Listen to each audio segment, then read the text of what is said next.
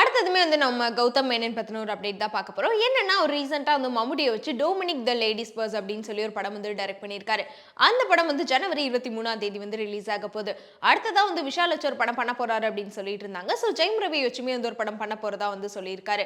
அது மட்டும் இல்லாம இந்த நிலையில இவர பத்தின என்ன அப்டேட் வந்திருக்கு அப்படின்னு பார்த்தீங்கன்னா, இவர் சூர்யாவ வச்சு காக்கா காக்கா வாரணமாயிரம் சொல்லி 2 ஹிட் படங்கள் குடுத்தாரு.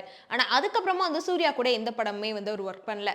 அத பத்தி ரீசென்ட்டா ஒரு இன்டர்வியூல கேட்டதுக்கு கௌதம் மேனன் என்ன சொல்லியிருக்காருன்னா, இந்த மாதிரி நான் காக்க காக்க வாரணமாயிரம் சொல்லி சூர்யா வச்சு 2 படம் ஹிட் படம் குடுத்தேன். ஆனா அதுக்கப்புறமா இந்த துருவ நட்சத்திரம் படத்துல சூர்யா தான் நடிக்கிறதா இருந்துச்சு. அந்த கதைய போய் நான் அவர்கிட்ட சொல்லும்போது அவர் நடிக்க மாட்டேன்னு சொல்லிட்டாரு. அது எனக்கு ரொம்பவே வருத்தமா போயிருச்சு. ஏன்னா அவர வச்சு நான் 2 படம் ஹிட் படம் குடுத்தப்ப அட்லீஸ்ட் அதுக்காகவாச்சும் அவர் என்ன நம்பி இருக்கலாம். அதனால இந்த படத்துல அவர் நடிக்கல அப்படின்ற விஷயம் எனக்கு இப்போ வரைக்குமே ரொம்ப வருத்தமா இருக்கு அப்படின்னு சொல்லி ரொம்பவே ஃபீல் பண்ணி பேசியிருப்பாரு. ஒருவேளை துருவ நட்சத்திரம் படத்துல சூர்யா நடிச்சிருந்தா எப்படி இருந்திருக்கும் அப்படின்ற விஷயத்தையும் கமெண்ட்ல சொல்லிருங்க.